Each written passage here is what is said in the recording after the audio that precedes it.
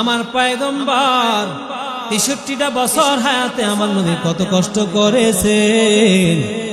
আমার পয়গম্বর আমাদের জন্য কত মায়ের খেয়েছেন, কত আঘাত খেয়েছেন। তায়েফের ময়দানে রাসূলের বেদনার কথা যখনই পড়তে যায় তখনই চোখ ভেবে পানি পড়ে। কারণ তায়েফের মানুষরা আমার পয়গম্বরের এত কষ্ট দিয়েছেন। নবীজি বলেন, আমি ভেবেছিলাম তায়েফের মানুষরা আমার একটু আশ্রয় দিবে, আমার একটু পছন্দ করবে, কিছু বলবে না।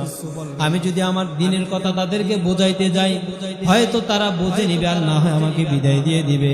কিন্তু না না, তায়েফের মানুষরা আমাকে যখন পাইল, তায়েফের সর্দারদের কাছে আমি গেলাম, মাতাব্বরদের কাছে আমি গিয়া বললাম, ও চাচা যান, আমার একটু কথা শুনেন। আল্লাহ পাক আমাকে একটা ধর্ম দিয়েছে, ইসলাম ধর্ম। ইসলামটা মানেন, আখিরাত আছে, আপনি কবর জগৎ আছে ওইটা মানেন। ও উম্মতের দল, ওই তায়েফের লিডাররা, ওই তায়েফের নেতারা আমাকে আবার পোলাপান লাগাইয়া আমার পিছনে লেলিয়ে দিলে, পাগলটারে ইচ্ছা মতো মার, এই পাগলটার ইচ্ছা মতো বাতর মার, এই পাগলটার ইচ্ছা মতো মাইরা এলাকার থেকে তাড়ায় দাও। নবী বলেন, আমাকে যখন তায়েফের পোলাপান পাগল বলে, যখন বৃষ্টির মতো পাথর নিক্ষেপ করে, আমার গায়ের জামাটা ছিঁড়া, আমার শরীরের চামড়াটা পর্যন্ত ফাইটা, আমার শরীর থেকে রক্ত বেয়ে বেয়ে পড়ে। নবীজি একবার নয়, দুইবার নয়, নবীজি বারবার তায়েফের ময়দানে লুলা হইয়া পড়ে যায়। আমার নবী লুলা হইয়া যখন তায়েফের জমিনে পড়ে যায়, আমার নবীজি বারবার অজ্ঞান হয়ে যায়। ওই তায়েফের ঘটনা, ওই তায়েফের মায়ের আঘাত, আম্মা জান আয়েশা ডাক দেয়া কয়, পয়গম্বর আপনি কি তায়েফ থেকে, উহুদের ময়দান থেকে আপনি বেশি কষ্ট পেয়েছেন? নবী ডাক দেয়া কয়, রে আয়েশা, তায়েফের ঘটনা যখন আমার মনে পড়ে আমার কলিজা ফেটে যায়। কারণ তায়েফের মানুষ আমার এত পরিমাণ আঘাত দিয়েছে, আমাকে এত পরিমাণ কষ্ট দিয়েছে, শুধুমাত্র আমি আমার উম্মতদের জন্য, শুধুমাত্র আমি আমার উম্মতদের জন্য, এই গলিয়ারা দক্ষিণ পাড়ার উম্মত, সারা পৃথিবীর উম্মতদের জন্য আমি তায়েফের ময়দানে আমার শরীরে চামড়া ফাটাইয়া রক্তগুলা ঝরাইছিলাম।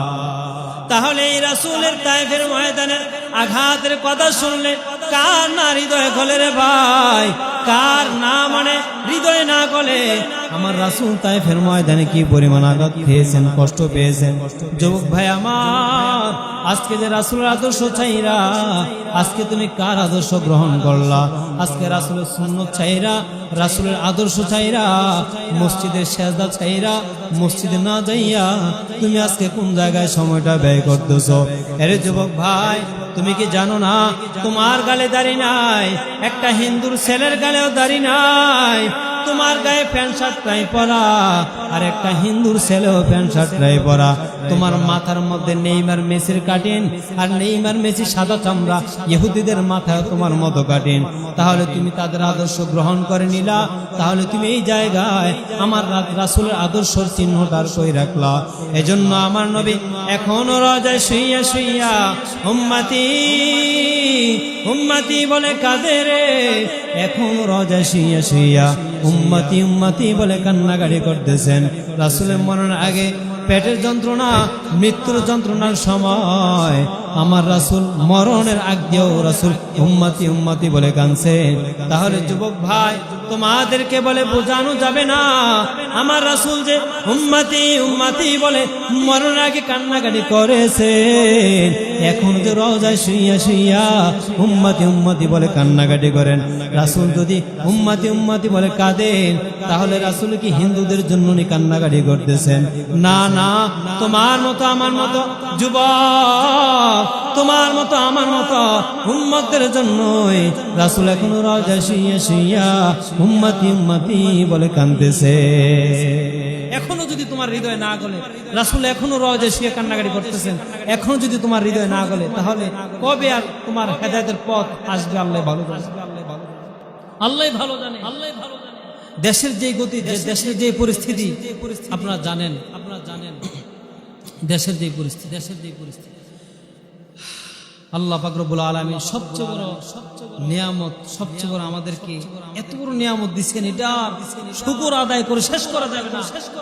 নিয়ামতটা হলো আপনারা জানেনও না, কেউ ধারণা পারতেছে না মুরব্বীরা, কিন্তু যারা ইয়াং তারা জানে যে এই মালাউন সরকার ফ্যাসিস্ট এই সন্ত্রাস দুর্নীতিবাজ যাই বলেন কুখ্যাত খুনি, সে যদি আর কটা দিন থাকতো দেশে কি পরিণতি হয়তো আল্লাহ ভালো জানে, কি অবস্থাটা হয়তো আল্লাহ পাক হয়তো আমাদেরকে এত বড় একটা নিয়ামত দিচ্ছেন, আরো একটা নিয়ামত যদি আমাদেরকে দিতেন সেটা হলো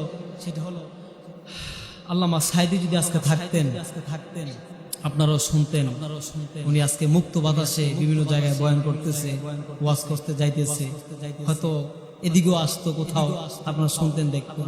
কখনো দেখিনি ওনাকে সরাসরি, ছোটবেলা থেকে শুনতাম যে আল্লামা সাঈদী জেল, আল্লামা সাঈদী জেল।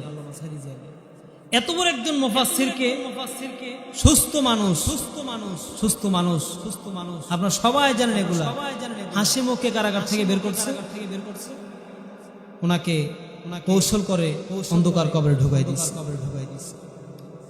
আপনারা জানলেও অবাক হবেন তথ্যগুলো জানলে যে আল্লামা সাঈদী ওনার কারাগারে কিছু থাকে, আপনার ওই বন্দীদের যারা আসামি তাদেরকে খেতাবালিশ গুলো গোছানো, খাবার দাবার এই কর্মচারী থাকে। আল্লামা সাঈদীর খেতাবালিশ গুলো, কম্বল গুলো যে লোকটা গোছাইতো বা ওনার খেদমত যে লোকটা করতো, যে কর্মচারীটা, আল্লামা সাঈদীকে যেদিন কারাগার থেকে বের করে নেয় ওই কর্মচারীটা আল্লামা সাঈদীর খাতাবালিশ গুলো গোছাইতেছে। মানে যারা বের করে নেয় তারা বলতেছে ওনার বেড গুলো গোছাও। সেও টের পেয়ে গেছে আজকে আল্লামা সাঈদীর খাতাবালিশ গুলো এমন ভাবে গোছানো হবে আর কোনোদিন এই খাতাবালিশ মেলা হবে না। কেন সে জানে যে আজকে উনি এখান থেকে যাবে আর কখনো এই বেডে আর শুইবে না। সে কর্মচারী মাথাটা ওই আল্লামা সাঈদীর কম্বলের ভিতরে গুজাইয়া চোখের পানি ফেলে কাঁদছে। এরপর মার কাছে কল করছে, মা কলিজাটা ফাইটে যেতেছি কেন? মা আমি যেই জায়গায় কর্ম করতেছি আল্লামা সাঈদীর খেদমত করতাম এতদিন, আজকে ওনাকে জনমের মতো এই কারাগার থেকে বিদায় দেওয়া হয়ে গেছে। ওই মহিলা বলতেছে কি, মা আজকে ওনাকে এখান থেকে নিয়ে গেছে আর এই কারাগারে ঢুকানো হবে না, ওনাকে জীবনের জন্য চিরতরে এই দুনিয়া থেকে বিদায় করে দেওয়া। চিন্তা করেন ওইখান থেকে বের করে নিয়ে কারাগারে হসপিটালে নিয়ে কেমনে কি করছে। মানুষ তো এখন আর কাঁচা মাছ খায় না, বোকা নয়। হাসি মুখে একটা লোক বের হয়, সে আবার কবরে চলে যায়। আল্লাহ পাক রব্বুল আলামিন আমাদেরকে এত বড় একটা দুর্নীতিবাজ কুখ্যাত খুনির হাত থেকে আমার দেশকে হেফাজত করছেন, শুকরিয়া আদায় করে শেষ করা যাবে না। সেজন্য আরেকবার হৃদয়টা উদ্ধার করে রব্বে কায়নাতের একবার কালেমাতুশ শুকর আদায় করি, আলহামদুলিল্লাহ। সম্মানিত হাজিরিন, কিছুদিন আগে দেখছেন এক ব্যারিস্টার, ওকে আয়না করে 8 বছর লাগাতার হাত পা বেঁধে এক জায়গায় ফেলে রাখছে। আরে একটা মানুষকে একদিন তো এক জায়গায় রাখা যায় না, এক জায়গায় এক সপ্তাহ তো একটা জায়গায় থাকা যায় না, 2 দিন 3 দিনও থাকা যায় না। আর একজন ব্যারিস্টারকে লাগাতার 8 বছর এভাবে হাত পা বেঁধে একটা গর্তের মাঝে ফেলায় রাখছে। কত বড়, কত নগণ্য জঘন্য মানে তার মেজাজ, তার আকল চিন্তা করেন। দেশের প্রতি কোনো মায়া ছিল না, মানুষের প্রতি কোনো মায়া ছিল না, কারোর প্রতি কোনো মায়া দেওয়া ছিল না। সে একজন কুখ্যাত রক্ত পিপাসু কুখ্যাত খুনি ছিল। কথা বলেন ঠিক কিনা? একজন রক্ত পিপাসু ছিল, রক্ত পিপাসু। ওমর রাষ্ট্র চালাইছে, আর এই যুগের কুখ্যাত খুনিও রাষ্ট্র চালাইছে। কত ডিফারেন্স দেখি। আল্লাহর নবীর সাহাবী ওমর ক্ষমতা চালায়, বৃদ্ধা বয়সে হযরত ওমর রাষ্ট্র চালাইতেছেন। গভীর রাত ওমর বেরিয়ে পড়লেন রাষ্ট্রের জনগণের কি হালত দেখার জন্য। ওমর যখন বেরিয়ে পড়লেন, গভীর রাতে ওমর দেখতে পায় দূর প্রান্তে একটা ঘরে সামান্য একটা বাতির আলো দেখা যায়। ওই দূর এলাকায় গিয়ে ওমর বলেন, এত দূরে এত রাত্রে আলো দেখা যায় কারণ ধারে ধারে ওমর কাছে গিয়া ওই ঘরের ওই তাঁবুর কাছে আওয়াজ দিলেন, ঘরে কে আছেন গো মা? ওই মহিলা ডাক দেয়া কয়, কি আমারে মা ডাকতেছো? আমারে মা ডাকিও না, আমি মা হওয়ার যোগ্য না। ওমর ডাক দেয়া কয়, কেন গো মা, আপনি এমন কথা কেন বলতেছেন?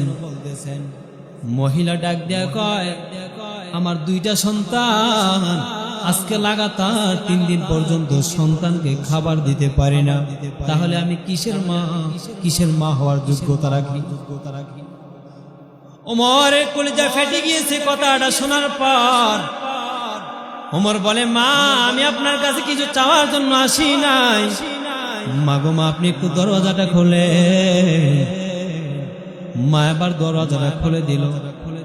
ওমর বলেন, আমি যখন ঘরে দরওয়াজাটা খুলে যখন তাবের ভিতরে ঢুকলাম, দুইটা দেখি দুইটা বাচ্চা পেটটা মাটির সাথে লাগাইয়া গড়াগড়ি করে কান্নাকাটি করে বলে, মা, ও মা, আমারে খাবার দাও, আমাদেরকে খাবার দাও। ওমর বলেন, আমি যখন দেখলাম ওই দুইটা বাচ্চা যখন মাটির সাথে পেটটা লাগাইয়া যখন গড়াগড়ি করে কান্নাকাটি করে, মহিলাটা একটা পাতিলের মধ্যে কিছু পাথর নিয়ে নাড়াচাড়া করতেছেন আর বলতেছেন, বাবা একটু পরে, একটু অপেক্ষা করো, খাবারটা হয়ে যাইতেছে। ওমর ডাক দেয়া বলে, মা, আমি তো দেখতে পাইতেছি আপনার পাতিলে কোনো খাবার নাই। মহিলাটা ডাক দেয়া কয়, রে ভাই, আমার পাতিলে খাবার নাই তা সত্য, কিন্তু আমি আমার সন্তানকে মিথ্যা প্রতিশ্রুতি দিয়া তাদেরকে ঘুম পাড়ায় রেখে সময়টা কাটাইছি। ওমর ডাক দেয়া বলে, মা, তাহলে একটু অপেক্ষা করেন, আমি একটু পরে আসতেছি গো মা। ওমর এবার দৌড়াইয়া রাষ্ট্রের কোষাগারে চলে গেলেন। রাষ্ট্রের কোষাগারে যাইয়া ওমর যখন রাষ্ট্রের খাদ্যের গোডাউনের মালিক যার কাছে দায়িত্ব তাকে বলেন, গোডাউনটা খুলে দাও। গোডাউন খোলার পর বলে, আমার 1 বস্তা আটা আমার কাঁধে তুলিয়া দাও আর আমার হাতে কিছু খেজুর দিয়া দাও। ওই রাষ্ট্রের কোষাগারের ওই গোডাউনের লোকটা ডাক দেয়া কয়, রে খলিফাতুল মুসলিমিন, কর্মচারী কি আমরা নাকি আপনি? ওমর ডাক দেয়া কয়, এত কথা বলিও না, আজকের জন্য আমি ওমর নিজেই কর্মচারী। ওই কর্মচারী ডাক দেয়া কয়, ওমর, আপনি তো একজন প্রেসিডেন্ট বাদশাহ, আপনি কেন আজকে আটার বস্তা কাঁধে নেবেন? ওমর ডাক দেয়া কয়, তাহলে ঠিক আছে, আটার বস্তা তুমি লও তো আছে, বলে কি শর্ত? ওমর ডাক দেয়া কয়, কর্মচারী, এই যে একটা মহিলা অসহায়, আজকে অনেকদিন যাবত খাবার পায় না, অথচ আমি ওমর রাষ্ট্রের ক্ষমতা চালাই দিছি, একটা মহিলা তার বাচ্চা সহ খাবার পাইতেছে না, আমি ওমর রাষ্ট্র চালাইতেছি, আমি যদি আজকে এই মহিলার খাবার না দেওয়ার কারণে আমি আল্লাহর কাছে আসামি হয়ে যাব। ও কর্মচারী, তাহলে বল, কিয়ামতের ময়দানে আমার বদলে তুই জাহান্নামের আসামি হবি নি?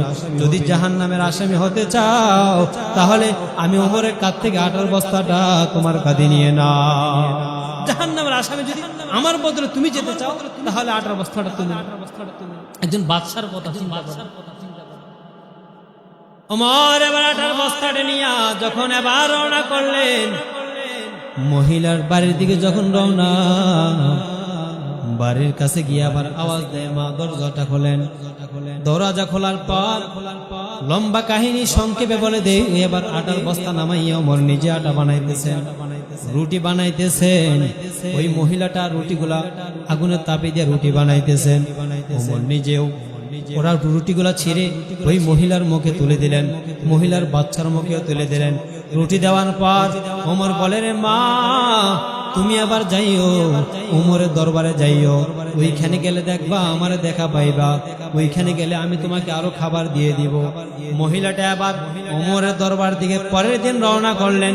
রওনা করার পর ওই ওমরের বাড়ির দরওয়াজার সামনে মসজিদে নববীর সামনে গিয়ে দেখেন, মসজিদে নববীর মধ্যে বসা হযরত খলিফাতুল মুসলিমিন ওমর।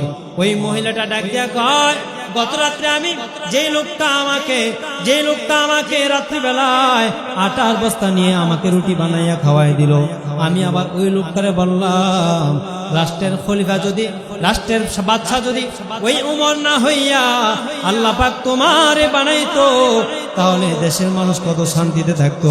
আজকে আমি দেখতে পাইতেছি ওই লোকটাই খলিফার আসনে বসে আছে।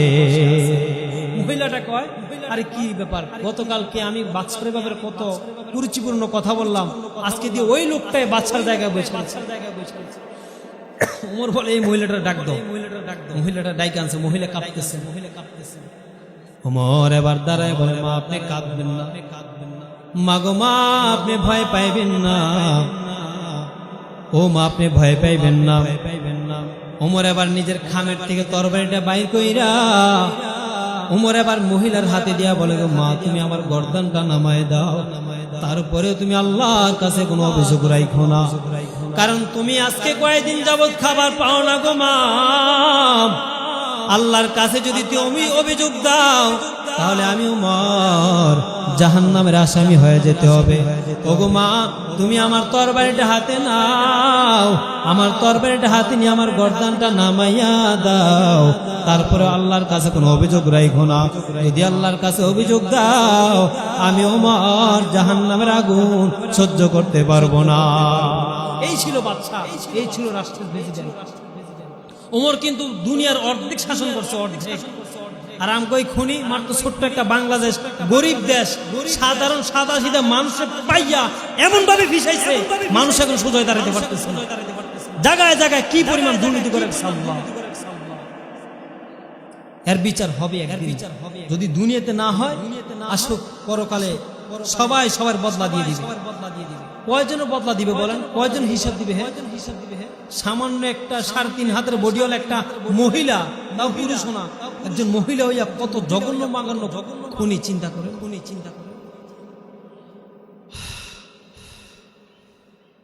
যাই হোক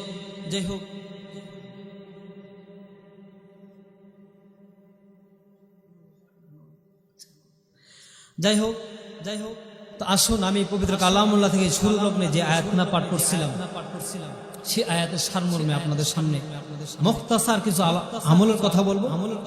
আপনারা মনোযোগ দিয়ে শুনবেন।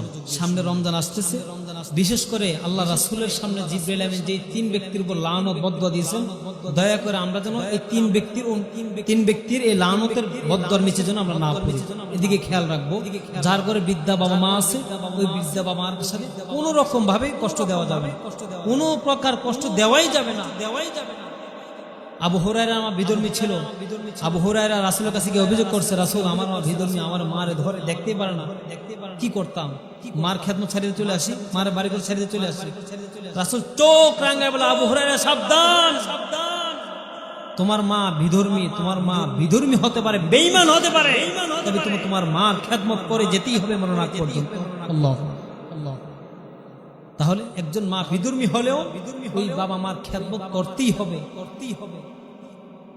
মার ব্যাপারে যদি কারো কাছে কোনো অভিযোগ কেউ দেয় যে তোমার মা এমন, তোমার মা এমন বেপরদা, তোমার মা হাঁটে, এটা করে ওইটা করে, মাকে কৌশল করে বলবেন বা কারো মাধ্যমে বলাইবেন, আপনি সরাসরি গিয়া মার ঝাড়াইবেন না, যে তোমার লাগে কত কথা শুনতেছি, তোমার এই তুমি এমনি হাঁটো, এমনি চলো, এই করো, সাবধান।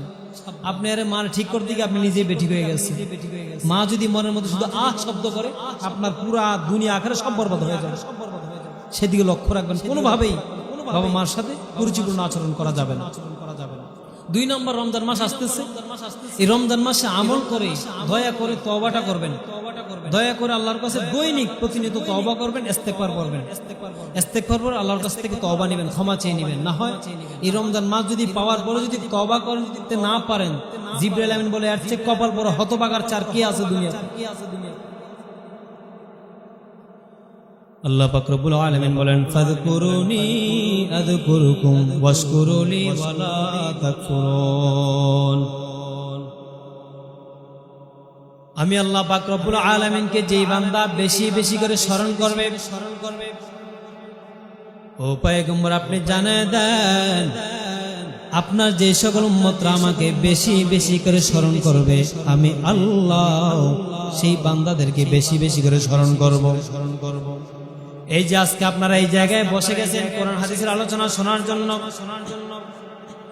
পয়গম্বর সাল্লাল্লাহু আলাইহি ওয়াসাল্লাম বলেন, যেই জায়গায় কোরআনের আলোচনা করা হয়, যেই জায়গায় কোরআনের আলোচনা করা হয়, ওই জায়গায় একদল ফেরেশতা রাস্তা দিয়ে হাঁটতে থেকে কোথায় কোরআনের আলোচনা শোনা হয়, আলোচনা করা হয়, কোন জায়গায় আল্লাহ এবং আল্লাহর রাসূলকে নিয়ে আলোচনা করা হয়। ফেরেশতারা যখন রাস্তা দিয়ে হাঁটতে থাকে তখন একজন ফেরেশতা দেখতে পায় এক জায়গায় কিছু মানুষ বৈশা কোরআনের আলোচনা শুনতেছেন, আলোচনা করতেছেন। তাহলে একজন ফেরেশতা আস্তে আস্তে করে আরো কয়েকজন ফেরেশতাকে ডাইকে এনে এখানে হাজির করে, ফেরেশতারা আসো দেখে যাও, দেখে যাও ওই যে গলিয়ারা দক্ষিণ পাড়া জামে মসজিদের সামনে কিছু সংখ্যক আল্লাহর কিছু গুনাহগার বান্দা আল্লাহর কোরআন হাদিস নিয়ে আলোচনা করতেছেন, আল্লাহর গুণগান নিয়ে আলোচনা করতেছেন, আল্লাহর গুণগান শুনতেছেন। ও ফেরেশতারা একটু এদিকে আয়, এদিকে আয়, আমরা একটু তাদেরকে একটু বেষ্টনী করে দেখি তারা কি করে। আল্লাহর নবী বলেন ওই ফেরেশতারা আস্তে আস্তে করে চতুর্দিকে বেষ্টনী করে নেয়, একজনের কাঁধের উপর একজনের কাঁধে, একজনের কাঁধের উপর একজনের কাঁধ ভর কইরা আল্লাহর আরশ পর্যন্ত চলে যায়। আল্লাহর আরশে গিয়া ওই ফেরেশতারা আল্লাহর আরশে গিয়ে নখ দেয়, ঠক ঠক করে আওয়াজ দেয়। আল্লাহ পাক রব্বুল আলামিন ডাক দেয়া কয়, এ ফেরেশতারা রে, কেন আমার দরবারে, কেন আমার কাছে আসছো? আল্লাহর ফেরেশতারা ডাক দেয়া কয়, আল্লাহ আমরা যে এই বেষ্টনীটা দেখতেছেন এই বেষ্টনীটার মাঝখানে আপনার কিছু সংখ্যক গুনাহগার বান্দা আপনার গুণগান গাইতেছে, আপনার গুণগান শুনতেছে। ওগো আল্লাহ, আপনি যদি এদেরকে ক্ষমা না করেন আমরা ফেরেশতারা এখান থেকে যাব না। আল্লাহর নবী আল্লাহ পাক রব্বুল আলামিন ডাক দেয়া কয়, ফেরেশতারা রে, ওই যে বলিয়ারা জামে মসজিদের সামনে যে সকল মানুষরা বসে আছে ওরা কি আমাকে দেখছে? বলে না না। ওরা কি আমার বন্ধু মুহাম্মদকে দেখছে? বলে না না। ওরা কি আমার বানানো জাহান্নাম দেখছে গো? আল্লাহর ফেরেশতারা ডাক দেয়া কয়, না না, আপনার বানানো জান্নাতও দেখে নাই, জাহান্নামও দেখে নাই। আপনার বানানো জান্নাত দেখে নাই, জাহান্নাম দেখে নাই, আপনাকেও দেখে নাই, পয়গম্বরকেও দেখে নাই। ওগো আল্লাহ, এখানে তারা বসে গেছে শুধুমাত্র তাদের গুনাহ আছে, তারা জানে তাদের গুনাহ আছে, গুনাহগুলো ক্ষমা করার জন্য আপনার গুণগান শুই না আখিরি মুনাত দিয়ে তওবা করে এখান থেকে বিদায় নেবে, সেজন্য তারা এখানে বসছে। আল্লাহ পাক রব্বুল আলামিন ফেরেশতাদেরকে ডাক দেয়া বলে, ও ফেরেশতারা তোরা সাক্ষী থাক, এই যে জায়গায় আমার যে সকল গুনাহগার বান্দারা বসে আছে আমি তোদেরকে সাক্ষী রাখে বলে দিলাম আমি এদের পিছনের সমস্ত গুনাহ মাফ করে দিলাম। সুবহানাল্লাহ, আমি এদের পিছনের সমস্ত গুনাহ মাফ করে দিলাম।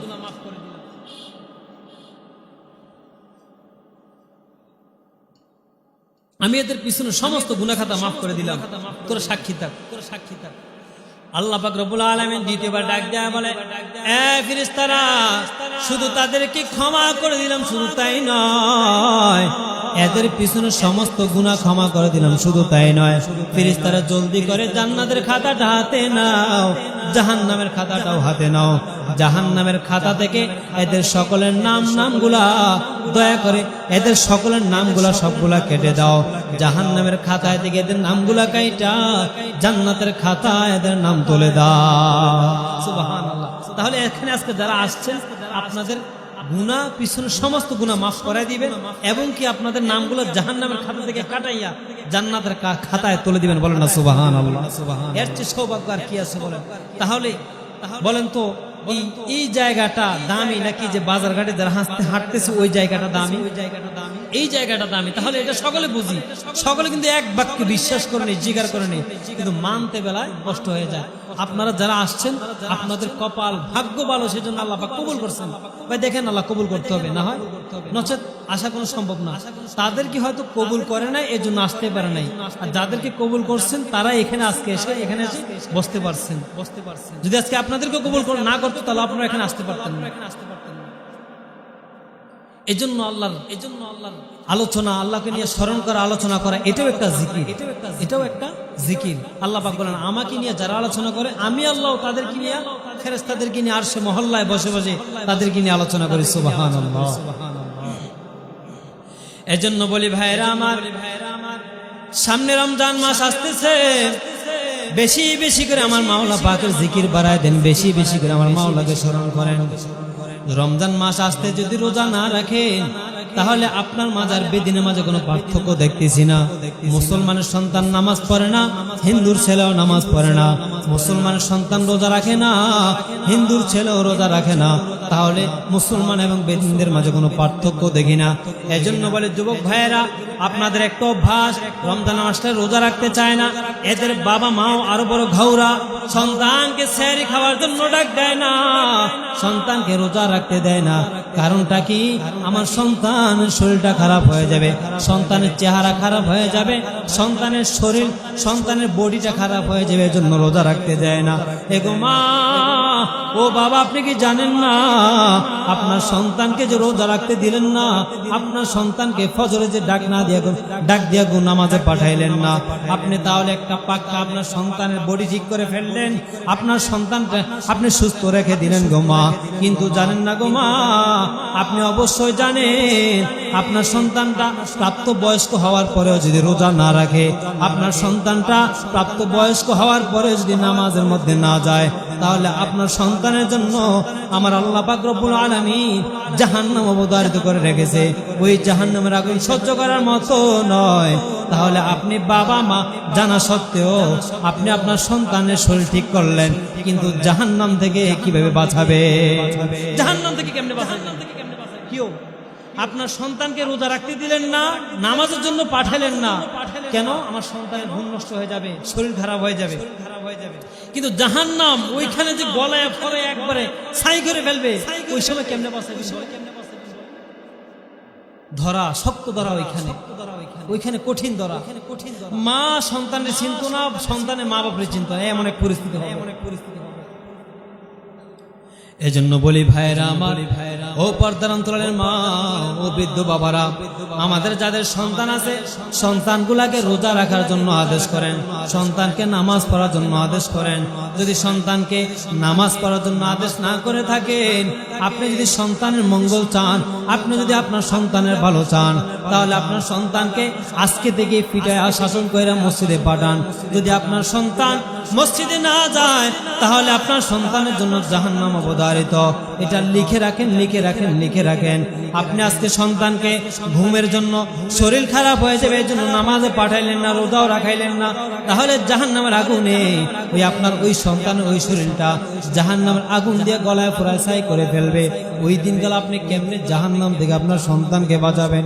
এজন্য বলে যুবক ভাইয়েরা আমার, বেশি বেশি করে আমার মাওলা পাকের জিকির করেন, আমার মাওলা পাককে বেশি বেশি করে স্মরণ করেন। আল্লাহর নবী বলেন, কোন বান্দা যদি সকাল সন্ধ্যা সুবহানাল্লাহ 100 বার পড়ে, তাহলে আল্লাহর রাস্তায় 100টা ওট দান করলে যেই পরিমাণ সওয়াব, সেই পরিমাণ সওয়াব আমার আল্লাহ পাক রব্বুল আলামিন তার আমলনামায় দিয়ে দেন। নবী আরো বলেন যে এই বান্দা সকালবেলা দৈনিক যদি 100 বার আলহামদুলিল্লাহ পাঠ করে, আল্লাহর নবী বলেন ওই বান্দার আমলনামায় 100টা ঘোড়া যুদ্ধের জন্য দান করলে যেই পরিমাণ সওয়াব, তার আমলনামায় সেই পরিমাণ সওয়াব দিয়ে দিবেন। নবী আরো বলেন যেই বান্দা 100 বার আল্লাহু আকবার পাঠ করে, দৈনিক যদি 100 বার আল্লাহু আকবার পাঠ করে, আমার পয়গম্বর ডাক দিয়া কয় ওই বান্দার আমলনামায় 100টা গোলাম আজাদ করলে যেই পরিমাণ সওয়াব, ওই বান্দার আমলনামায় সেই পরিমাণ সওয়াব দিয়ে দেয়। এবার শেষের কথাটা শুনেন ভালো করে। আল্লাহ নবী বলেন কোন বান্দা যদি দৈনিক 100 বার লা ইলাহা ইল্লাল্লাহ জিকির করে, আল্লাহ নবী বলেন আসমান এবং জমিনের খালি জায়গাটা, মধ্যবর্তী খালি জায়গাটা আমার আল্লাহ পাক রব্বুল আলামিন সওয়াব দ্বারা ভরপুর করে দেয়। সুবহানাল্লাহ। আল্লাহ পাক রব্বুল আলামিন আসমান এবং জমিনের মাঝখানের খালি জায়গাটা সওয়াব দ্বারা ভরপুর করে দেয়। এর চেয়ে বড় পাওয়ার কি আছে বলেন? এরপরে যদি গাফিল মুসলমান সকাল সন্ধ্যায় এই আমলটা না করে, তাহলে এর চেয়ে হতভাগা, কবলপুরা, অলসামি আর কি আছে বলেন? এটা সহিহ হাদিস, মনে রাখবেন। এই হাদিস, এই জিকিরগুলা সকাল সন্ধ্যা 100 বার আল্লাহু আকবার, সুবহানাল্লাহ, আলহামদুলিল্লাহ, আল্লাহু আকবার, লা ইলাহা ইল্লাল্লাহ, দৈনিক প্রত্যেক বেলা না, প্রত্যেক বেলা পড়লে তো সব আসই। আপনি যদি প্রত্যেক দিন একবার 100 বার করে, একবার যদি 100 বার করে পাঠ করেন লা ইলাহা ইল্লাল্লাহ, এটা 100 বার করার কারণে আসমান এবং জমিনের মাঝখানে খালি জায়গাটা সওয়াব দ্বারা, নেকি দ্বারা ভরপুর করে দিবেন। বলেন না সুবহান। এজন্য বলি ভাইরা আমার, আমল বাড়ায় দেন, জিকির করা বাড়ায় দেন। নবী করিম সাল্লাল্লাহু আলাইহি সাল্লাম বলেন আফজালুয যিকরু তিলাওয়াতুল কোরআন, উত্তম জিকির হলো তিলাওয়াতুল কোরআন, কোরআন তেলাওয়াত করা। সামনে রমজান মাস আসতেছে, আমরা যারা কোরআন পড়তে পারি কোরআন পড়ার বাড়ায় দেই, কোরআন পড়তে থাকি, রমজানে কোরআনের উপর আমল করতে থাকি। কোরআনের উপর যদি জিকির করেন, যদি কোরআন তেলাওয়াত করেন, আমার নবী ডাক দেয়া কয়, আমার যেই সকল উম্মতরা দৈনিক সকাল সন্ধ্যা কোরআন তেলাওয়াত করে, ওই বান্দার কলব থেকে আল্লাহ পাক রব্বুল আলামিন গুনাহগুলো ঝরায় দেয়, গুনাহগুলো পরিষ্কার করে দেয়। যেমনি ভাবে একটা সাবান একটা ময়লা পোশাককে পরিষ্কার করে দেয়, সকাল সন্ধ্যা যদি কোনো বান্দা জিকির করে, সকাল সন্ধ্যা যদি কোনো বান্দা তিলাওয়াত করে, আল্লাহ নবী বলেন ওই বান্দার কলব থেকে আমার আল্লাহ পাক গুনাহগুলো মোচন করে দেয়, গুনাহগুলো মুছে দেয়। নবী আরো ডাক দেয়া কয়, আমার কোন উম্মত যদি রমজান মাসে তিলাওয়াত করে, ওই উম্মতের আমলনামায় রমজানে 170টা সকলে কম বেশ সকলে জানেন, তাহলে রমজানে আপনি এক খতম দিলে 70 বার কোরআন খতমের সওয়াব পেয়ে গেলেন। আপনি 1 রাকাত নামাজ পড়লে 70 রাকাত নামাজের সওয়াব পেয়ে গেলেন। একবার জিকির করলে 70 বার জিকির করার সওয়াব পেয়ে গেলেন। এটা হলো রমজানের জন্য বিশেষ অফার, বিশেষ অফার। শুরুতে বলেছিলাম, আমার নবী বলেছেন পিছনের উম্মতদেরকে আমার আল্লাহ পাক যে সকল অফার দিয়েছেন, যা দিয়েছেন, কিন্তু আমার উম্মতদের জন্য আল্লাহ পাক রব্বুল আলামিন বিশেষভাবে স্পেশালি ভাবে কিছু অফার দিয়ে রেখেছেন, কিছু অফার দিয়েছেন। তার মধ্যে একটা হলো, আমার উম্মতরা যদি রোজা রাখে, মুখের দুর্গন্ধটা আমার আল্লাহ পাক রব্বুল আলামিনের কাছে মেশকে আম্বরের চাইতে অধিক প্রিয়। নবী দ্বিতীয়বার বলেন, আমার যে সকল উম্মতরা রোজা রাখবে গো, ওই সকল উম্মতদের জন্য, রোজাদার উম্মতদের জন্য আল্লাহ পাক রব্বুল আলামিন জান্নাতকে প্রত্যেকদিন ফেরেশতা দ্বারা সাজাইতে থাকেন। জান্নাতের একটা দরওয়াজা আছে, ওই দরওয়াজাটার নাম হলো রাইয়ান। আল্লাহ নবী ডাক দেয়া কয়, ওই দরওয়াজাটা দিয়া শুধুমাত্র রোজাদার উম্মতরা প্রবেশ করবে, শুধুমাত্র রোজাদার উম্মতগুলা প্রবেশ করবে, শুধুমাত্র রোজাদারদের ঢুকানো হবে ওই জান্নাতের রাইয়ান নামক দরওয়াজা দিয়া। এবার চিন্তা করে দেখেন, রোজাদার ব্যক্তির জন্য স্পেশালি একটা দরওয়াজা বানাইছেন। ওই দরওয়াজাটা দিয়া যেই বান্দা সারাদিন ক্ষুধার্ত থাইকা পিপাসিত থাইকা রোজা রাখবে গো, যেই বান্দা কষ্ট কইরা রোজা রাখবে, ওই বান্দার জন্য ওই রাইয়ান নামক দরওয়াজা দিয়ে ঢুকলে কি পরিমাণ নিয়ামত আমার আল্লাহ পাক জান্নাতে রেখে দিয়েছে, কল্পনা করা যায় না। নবী বলেন, আমার ভাষা নাই বোঝানো যে কি পরিমাণ নিয়ামত ওই রাইয়ান নামক দরওয়াজা দিয়ে ঢুকলে তার জন্য রাখছে। জান্নাতের মধ্যে কি পরিমাণ নিয়ামত শুধু রোজাদার ব্যক্তির জন্য, রোজাদার ব্যক্তির জন্য। এজন্য বলি, রোজা আসতেছে, রোজাটা রমজান মাস থেকে অবহেলা করেন না। যায় দিন খারাপ 80 দিন, যায় দিন ভালো 80 দিন খারাপ। এই যে রমজান মাস আসতেছে, দেখবেন আগের চেয়ে এবার আরো খারাপ হয়ে যাবে, যে মানুষ রোজা থেকে বেপরোয়া, মানে গাফেল, রোজাকে রোজা মনে করবে না। অথচ একটা রোজা যদি ইচ্ছা করে ভাঙেন, লাগাতার 60টা রোজা রাখতে হবে। কত কঠোর আইন চিন্তা করেন। রমজান মাসে মা বোনদের সমস্যার কারণে তাদের নামাজ ক্ষমা হয়, কিন্তু রোজাগুলো পরে কাজা করতে হয়। তাহলে আল্লাহ পাক রমজানকে কতটুকু গুরুত্ব দিচ্ছেন চিন্তা করেন। এজন্য বলি ভাইয়েরা আমার, রমজান মাস আসতে যে রোজাগুলা রাখার চেষ্টা করেন। এই রমজান মাস পাওয়ার পরেও যদি গুনাহগুলা ক্ষমা না করতে পারেন, কপাল পোড়া আমার মতো আপনার মতো আর কেউ নাই। আল্লাহ নবীর সামনে যে জিবরাইল বদদুয়া দিয়েছে, ওই বদদুয়ার শামিল যেন আমি আর আপনি না হই। এজন্য বলি যুবক ভাইয়েরা আমার, বেশি বেশি করে আল্লাহর জিকির বাড়ায় দেন, স্মরণ করা বাড়ায় দেন। আল্লাহ ওয়ালাদের সাথে সম্পর্ক রাখেন, আল্লাহ ওয়ালাদের সাথে সম্পর্ক রাখেন, আলেমদের সাথে সম্পর্ক রাখেন। হাসিনার মতো আলেমদের সাথে গাদ্দারি কইরেন না, আলেমদেরকে কষ্ট দিয়েন না, কথায় আঘাত দিয়েন না, আলেমদের উপর হাত তুইলেন না। কারণ এমন একটা নমরুদ আল্লাহ পাক আমাদের উপর চাপায় দিয়েছেন, একমাত্র শুধুমাত্র আমাদের কারণে এমন একটা মালাউন আমাদের উপর চাপাই দিয়েছিলেন। আল্লাহর নবী বলেন, যেই দেশের জনগণ, যেই দেশের উম্মতরা, যেই দেশের জনগণ গুলা বাটপার হবে, ধোঁকাবাজ হবে, মিথ্যাবাদী হবে, আল্লাহ পাক রব্বুল আলামিন ওই সকল জনগণ, ওই সকল ধোঁকাবাজ জনগণদের উপরে ওই রকম একটা জালেম, ওই রকম একটা দুর্নীতি বা সরকার চাপাই দিবে, ওই রকম একটা জালেম শাসক চাপাই দিবেন। শুধু হাসিনার একা দোষ না, দোষ আমাদেরও আছে, দোষ আমাদেরও আছে। আপনারা নিজেরা ঠিক নাই। দেখেন সব সেক্টরে ধোঁকাবাজি, সব সেক্টর, সব জায়গায় আপনি আর আমি চিন্তা করি কেমনি একটু ধোঁকা দিয়ে একটু লাভ করা যায়। আমিও চিন্তা করি কেমনে একটু লাভ করা যায়, আপনিও চিন্তা করেন কেমনে একটু ধোকা করে একটু লাভ করা যায়। দেখেন রিক্সাওয়ালা আপনার চোর এখান থেকে আসতে একটা রিক্সা দিয়ে আসতে কত টাকা ভাড়া?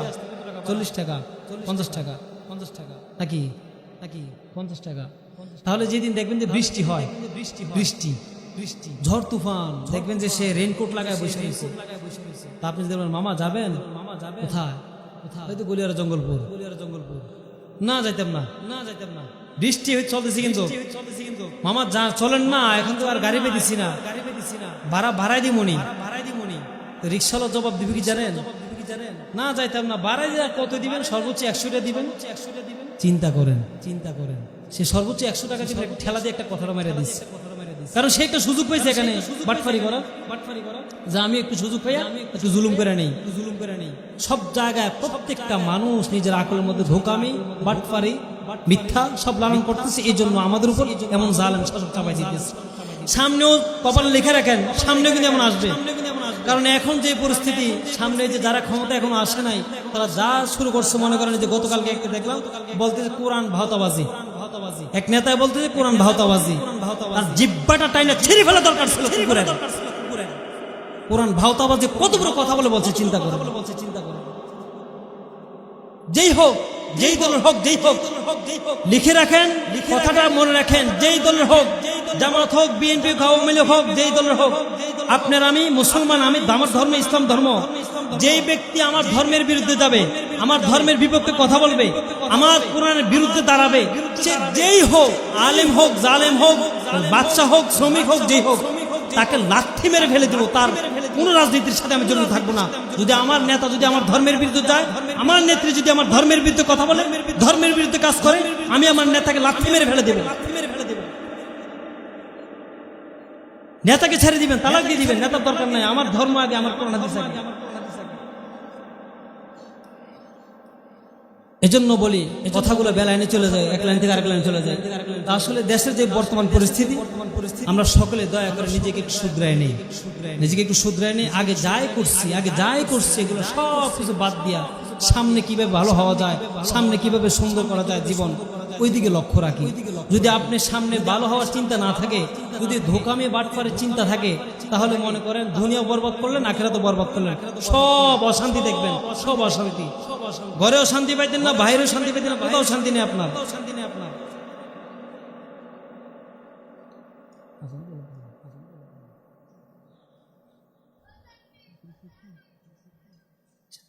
এজন্য বলি নিজেকে শুধরায় নেন। যদি না শুধরান তাহলে আমাদের জন্য ভয়ঙ্কর একদিন আসতেছে, ভয়ঙ্কর একটা দিন আসতেছে।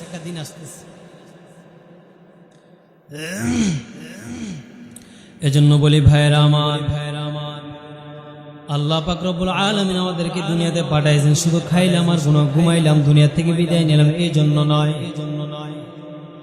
আমি যে একজন মানুষ, আমি যে একজন মুসলমান, আমার জাতীয় পরিচয় বাংলাদেশি এটা নয়।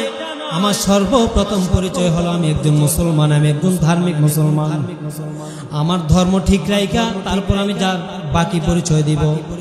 যদি আমার পরিচয় যদি ঠিক না থাকে, তাহলে আমার দুনিয়ার পরিচয় দিয়া কোনো লাভ হবে না, কারণ আখিরাত ছেড়ে দিতে হবে। যদি আপনি মনে করেন আমার ধর্মের চেয়ে আমার দেশ বড়, দুনিয়া বড়, আমার নেতা বড়, নেত্রী বড়, কপালে লিখে রাখুন মুসলমান।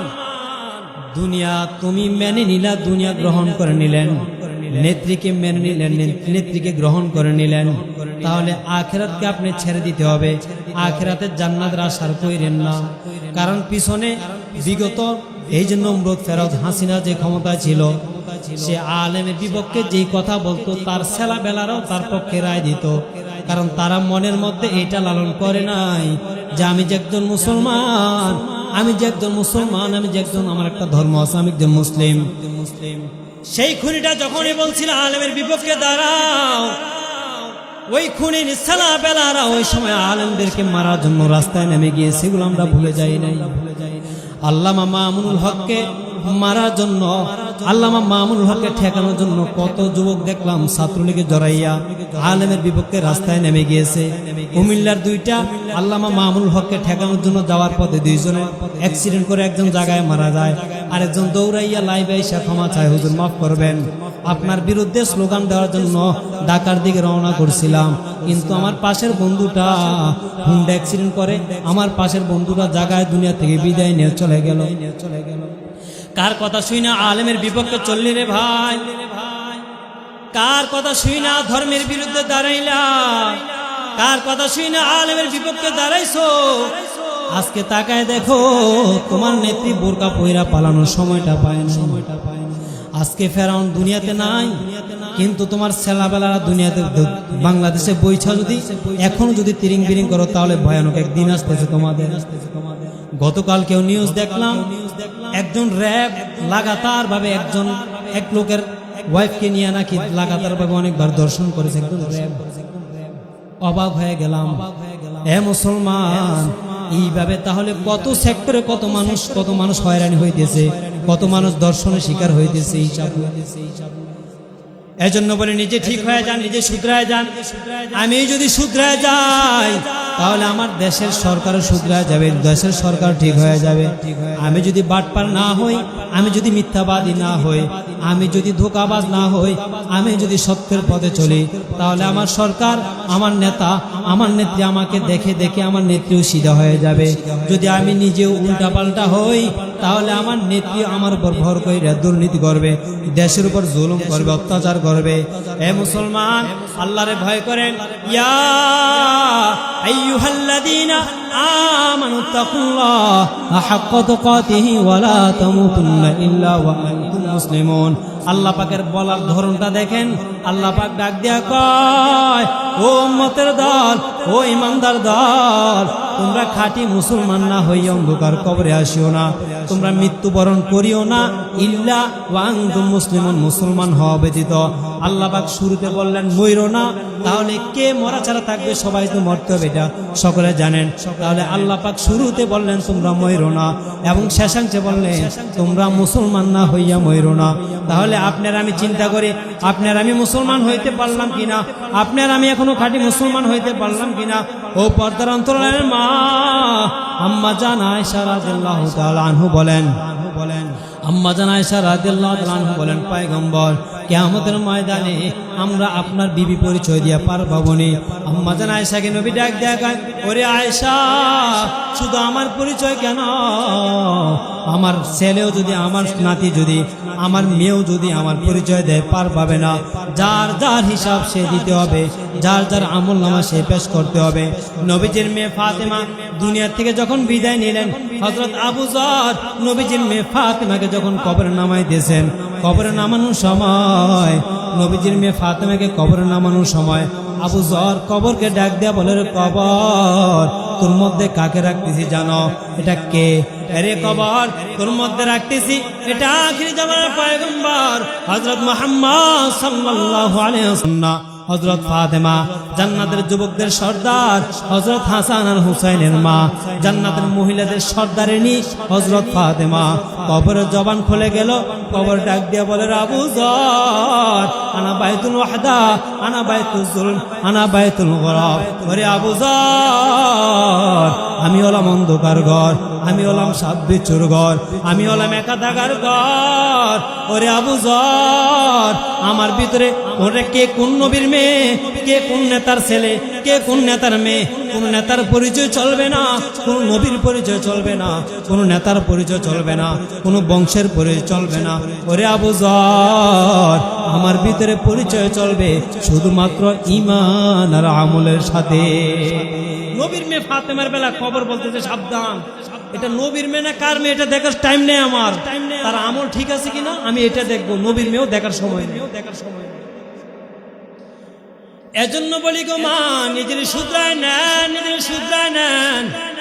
হযরত ফাতেমাকে কবর নামানোর সময় যদি কবরের আচরণ এমন হয়, কবরের কথা ব্যবহার যদি এমন হয়, আমি আর আপনার বেলায় কবর না জানি আরো কত কঠিন আচরণ করে। এজন্য বলি রে ভাই, রমজান মাস আসতে যে নিজেকে একটু রমজানের রোজাগুলা রাইখা প্রত্যেক দিন তারাবি পইরা শেষ বেলায় গভীর রাত সেহরি খাওয়ার আগে 2 রাকাত পারি, 4 রাকাত পারি, সেহরি খাওয়ার আগে, সেহরি খাওয়ার অর্থাৎ ফজর আজানের আগে তাহাজ্জুদের সময় থাকে, মা যদি সেহরি পাকায় আপনি একদিকে আমল করবেন, 2 রাকাত নামাজ পড়ে আল্লাহর কাছে হাত তুলবেন, কারণ প্রত্যেকটা রমজানের প্রত্যেকটা রোজায় দামি, প্রত্যেকটা রমজানের প্রত্যেকটা রাতই দামি, প্রত্যেকটা দিনই দামি। এজন্য রমজান মাসটাকে পাওয়ার পর নিজের গুনাহগুলা প্রত্যেকটা রাত্রই আল্লাহর কাছে তওবা করে কবুল করে নেন। এই জীবনে না করিলাম বন্দেগী, গুনাহ করে কাটাইলাম জিন্দেগি, তওবা করে আবার তওবা ভাঙিলাম, অবশেষে খাঁটি তওবা করিলাম, অবশেষে খাঁটি তওবা করিলাম। আপনি যদি মাফ না করেন বান্দারে, বলে না আপনার বান্দা যাবে কারদারে, বলে না আপনার বান্দা যাবে কারদারে। গুনাহ করছি আর তো গুনাহ করব না, দয়া করে মাফ করে দেন রব্বানা, দয়া করে মাফ করে দেন রব্বানা। আদর করিয়া মানুষ আল্লাহ বানায়া, কেমনে দিবা জাহান্নামে পালায়া, বান্দা যখন জাহান্নামে জ্বলিবে, ওগো মাওলা কেমনে চাইয়া থাকিবে, ওগো মাবুদ কেমনে চাইয়া থাকিবে। আল্লাহ পাক রব্বুল আলামিন আমাদের সবাইকে ক্ষমা করে বলেন আমিন। ওয়া আখির দাওয়ানা আলহামদুলিল্লাহি রাব্বিল আলামিন। কষ্ট দিয়ে ফেলছি, ক্ষমার দৃষ্টি দেখবেন। সারাদিন রোজা ছিলাম, এর জন্য বয়ানও করতে তেমন সুবিধা পাই না। জাফর ভাই কিন্তু আমার খুব আত্মীয়, জানেন কিনা জানি না, আমার খুব কাছের ভাই। আমার আব্বার আপন খালতো ভাই, ওনার আব্বু আমার বাবার আপন খালতো ভাই, উনি আমার ভাই হয়। দোয়া করবেন আল্লাহ পাক রব্বুল আলামিন যেন যেটাকে সুস্থতার সাথে নেক হায়াত দান করে, আল্লাহ পাক যেন অসুস্থতার সাথে নেক হায়াত দান। সকলে একটু দোয়া করবেন। উনি আজকে দীর্ঘদিন যাবত অসুস্থ, আল্লাহ পাক যেন ওনাকে শেফা আজল কামনা নসিব করে। আখির দাওয়ানা আলহামদুলিল্লাহি রাব্বিল আলামিন।